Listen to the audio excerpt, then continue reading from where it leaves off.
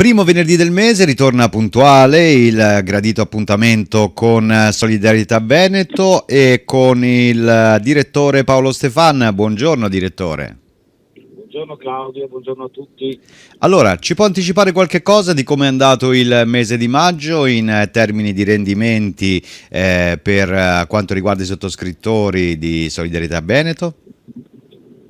Sì, qualcosina diciamo e poi rimando tutti gli ascoltatori al solito rituale temporale perché appunto il quinto giorno lavorativo si chiude la valorizzazione, poi la banca depositaria effettua le verifiche rituali diciamo sulla correttezza del calcolo del valore del patrimonio e normalmente attorno al 10-15 del mese il sito e la app del fondo vengono aggiornati e quindi tutti gli iscritti possono vedere l'andamento dei mercati finanziari e anche soprattutto gli effetti sulla loro posizione individuale. Detto questo, maggio è stato un mese strano a dirsi negativo anche questa volta, sia per un andamento incerto dei mercati finanziari, non tutti peraltro, c'è stata una differenza di comportamento tra i mercati europei e quelli americani, ma nella sostanza si è scesi ancora un po'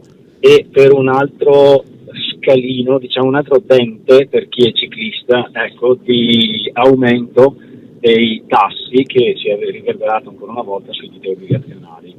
Sembra, ecco, volendo vedere il bicchiere mezzo pieno, che rispetto ai mesi passati si stia normalizzando una situazione, il che non vuol dire che siamo tornati in positivo, no, assolutamente, resta una fase sicuramente molto delicata, ma in prospettiva probabilmente abbiamo anche modo di vedere il futuro con un minimo di serenità in più, direi.